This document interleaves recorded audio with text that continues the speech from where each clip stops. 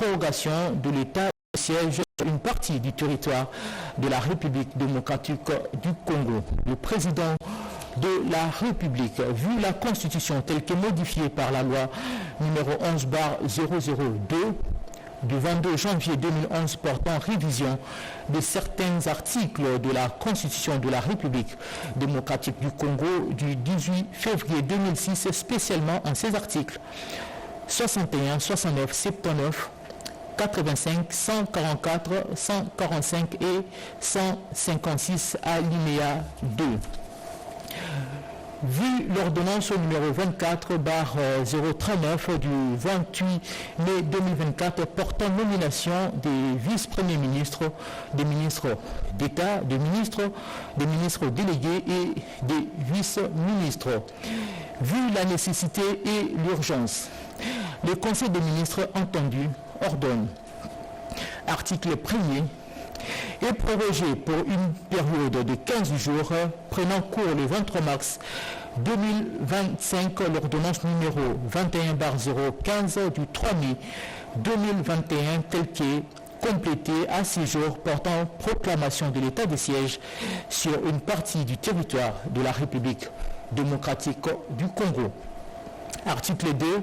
Sont abrogées toutes les dispositions antérieures contraires à la présente ordonnance. Article 3. La Première ministre, le vice-premier ministre, ministre de l'Intérieur, Sécurité, Décentralisation et Affaires coutumières, le vice-premier ministre, ministre de la Défense nationale et ancien combattant, ainsi que le ministre d'État, ministre de la Justice et garde des Sceaux sont chargés chacun, en ce qui les concerne, de l'exécution de la présente ordonnance qui sort ses effets à la date de sa signature faite à Kinshasa, le 22 mars 2025, Félix Antoine Tshisekedi Tshilombo, Judith Soumina Tuluka, Première ministre, copie certifiée conforme à l'original le 22 mars 2025, le cabinet du président de la République, Anthony Kinzo Kamole, directeur de cabinet. Ordonnance numéro 25/176 du 22 mars 2025 portant nomination d'un ambassadeur extraordinaire plénipotentiaire de la République démocratique du Congo près la République du Cuba. Le président de la République, vu la Constitution telle qu'elle modifiée par la loi numéro 11/002 du 20 janvier 2011 portant révision de certains articles de la Constitution de la République démocratique du Congo du 18 février 2006, spécialement en ces articles 69, 79 alinéa 3, 81 alinéa 1er point 1 et 221. Vu l'ordonnance numéro 24/039 du 28 mai 2024 portant nomination de vice-premier ministre, de ministre d'État, de ministres délégués et des vice-ministres, vu la nécessité et l'urgence sur proposition du gouvernement, ordonne. Article 1er. Est nommé ambassadeur extraordinaire et plénipotentiaire de la République démocratique du Congo près la République du Cuba, M. Yves-Patrick Liaou Moleli. Article 2. Le précité bénéficiera pour la durée de ses fonctions des indemnités et avantages prévus par l'ordonnance portant règlement d'administration relatif au corps des diplomates de la République. Article 3. Sont abrogées toutes les dispositions antérieures contraires à la présente ordonnance. Article 4. La ministre d'État, ministre des Affaires étrangères, coopération internationale et francophonie est chargée de l'exécution de la présente ordonnance qui sort ses effets à la date de sa signature faite à Kinshasa le 22 mars 2025. Félix Antoine Tshisekedi Tshilombo, Judith Soumina Tuluka, Première ministre, pour copie certifiée conforme à l'original le 22 mars 2025, le cabinet du président de la République, Anthony Kinzo Kamole, directeur de cabinet. Poursuivons avec ces journaux le nouvel ambassadeur de la République démocratique du Congo au Vietnam et aux Philippines, François Balumene, a déposé ses lettres de créance au chef d'État de ces pays. En plus de la Chine, François Balumene va représenter la République démocratique du Congo dans ces deux pays. Joseph Oscar Mbaye, Kaïj, pour les détails.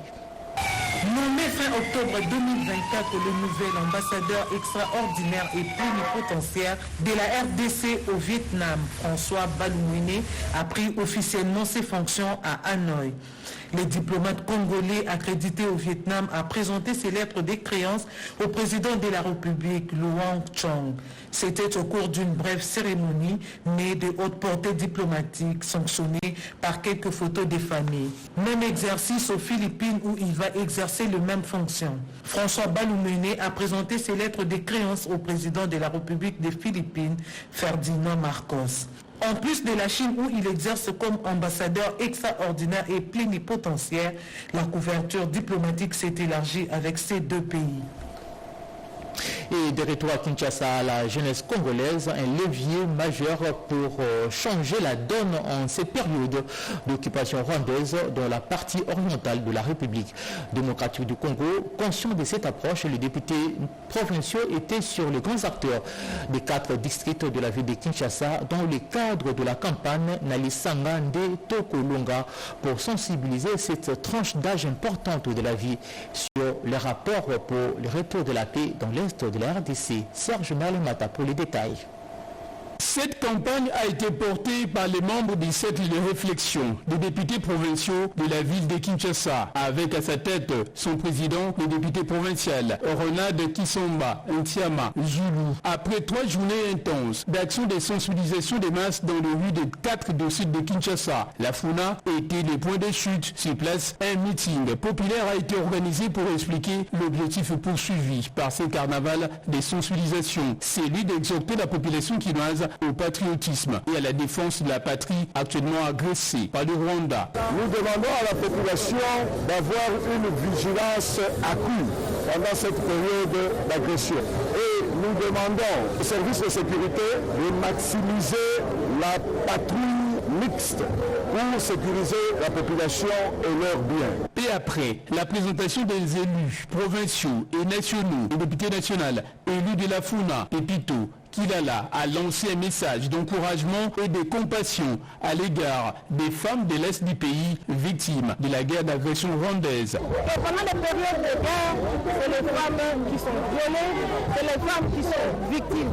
Et lors des échanges, il faut qu'on tienne compte de cela afin que les femmes soient présentes pour réfléchir sur notre avenir. D'autres activités de soutien et de sensibilisation pour accompagner les chefs de l'État, Félix Antoine Tshisekedi Tshilombo, dans ses efforts inlassables pour le rétablissement de la paix sur toute l'étendue du territoire national, sont prévus dans les prochains jours.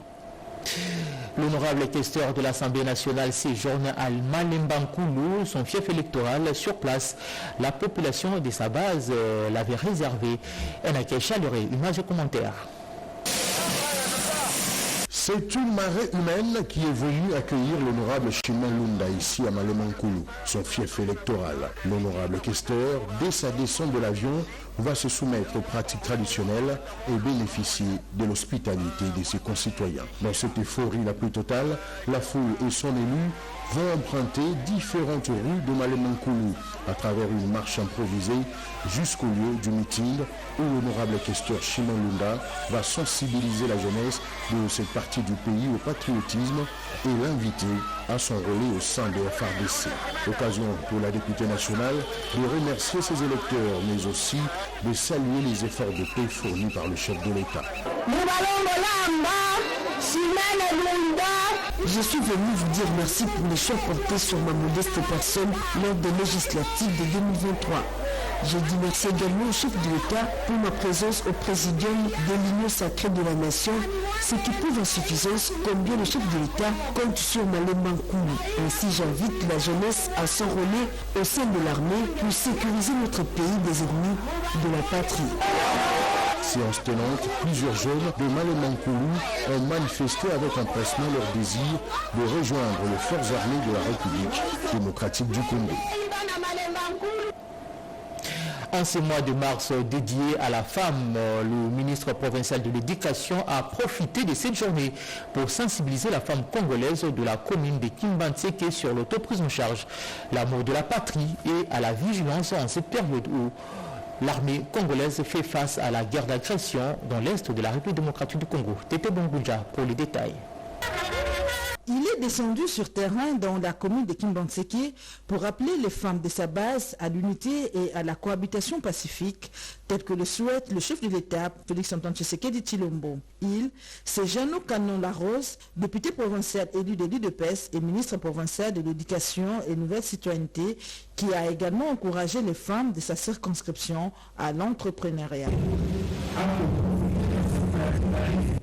Face à l'agression rwandaise, restez unis, soyez vigilantes, ne cédez pas au poison rwandais qui cherche à nous diviser pour balkaniser notre pays. Une grande satisfaction pour ces femmes qui se sentent honorées par leur élu. Je suis heureuse de voir notre élu, Papa Jeannot Canon, revenir vers nous et nous appuyer en ces mois de la femme. Merci infiniment. Ensemble avec les femmes, Jeannot Canon Larose inaugure la boulangerie communautaire SOS, une œuvre qui encourage les femmes vendeuses de pain dans la commune de Kimbantseke. Dans le cadre de la lutte contre l'insécurité et les phénomènes Koulouna dans son fief, l'élite de l'UDPS a financé la construction du nouveau bureau du commissariat moderne de la police nationale congolaise dans cette entité. Et mois de mars, dans une période inédite, un moment crucial pour les femmes de différentes structures publiques de réfléchir sur leurs responsabilités pour le retour de la paix. Une conférence débat a été organisée à Kinshasa sur la citoyenneté et les droits des femmes, une façon de raviver en elles la flamme patriotique. Image et commentaire. Dans l'église Saint-Léonard, plein comme à neuf, Madame Vivine Chimoussa a réuni près de 600 hommes, femmes et enfants pour leur parler du droit, de l'égalité et de l'autonomisation de la femme. Cette prise de parole a coïncidé avec la sortie officielle de la dynamique Ensemble construisons la patrie qui a comme objectif le patriotisme, l'amour et la défense de la patrie. C'est pas les femmes seulement, c'est les hommes aussi. Mais comme ça a coïncidé avec le mois de la femme, c'est pourquoi il y a eu beaucoup plus de femmes. Mais la dynamique c'est une dynamique qui comprend les hommes et les femmes et la jeunesse. Et d'ailleurs, vous avez vu la présentation de mon équipe. Il y a plus de jeunes, de vieux, et c'est toute la masse confondue. L'objectif de la dynamique, comme je l'avais dit, c'est d'abord imprimer le patriotisme, enseigner aux Congolais l'esprit de l'autoprise en charge et aussi nous recherchons l'indépendance financière. La dynamique va s'étendre sur l'ensemble du territoire national. En prélude de la clôture du mois de mars pour le droit des femmes, l'USTEM Kinshasa avec en tête la professeure Joséphine Ntumbankan-Kolongo, directrice générale de cet établissement public, a organisé une conférence sur la participation de la femme dans le poste de responsabilité et le rôle professionnel et familial de la femme. Redépenda pour les détails. Les personnels féminins de l'Institut supérieur des techniques médicales de Kinshasa, ISTEM Kinshasa, sensibilisés ce vendredi sur la responsabilité professionnelle et familiale ainsi que sur la place de la détermination pour atteindre le sommet de l'échelle. Cette activité rentre dans le cadre de la clôture du mois de mars, mois consacré aux droits des femmes. Cette manifestation a été marquée par 3 temps forts, à savoir les mots de circonstance de la directrice générale de l'ISTEM, la professeure Joséphine Ntumbankan-Kolongo, et les différents exposés, ainsi que le moment d'échange marqué par les préoccupations soulevées par les uns et les autres.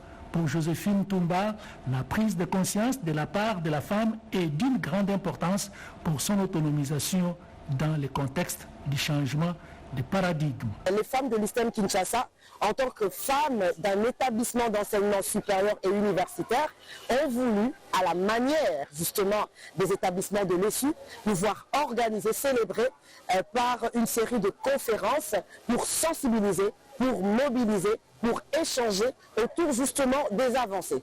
D'où vient-on où en est-on et où allons-nous par rapport à ces droits de femmes que nous sommes en train de revendiquer année après année. Un accent particulier a été placé sur la participation de la femme dans les postes de responsabilité. À en croire la directrice générale de l'ISTEM, Kinshasa, la femme est au cœur de toutes les avancées sociétales. Il n'y a personne d'autre qui peut défendre les droits de la femme qu'elle-même a confié le DG de l'ISTEM Kinshasa. Et cette fois-là, le mois de mars nous amène à la découverte de Francine Moussaou, licenciée en économie monétaire à l'UPEN, mais s'est perfectionnée au maquillage avec un sens de créativité artistique sans précédent. Elle nous fait part de sa profession et difficultés qu'elle rencontre dans l'exercice de ses nobles métiers. Suivons ses portraits.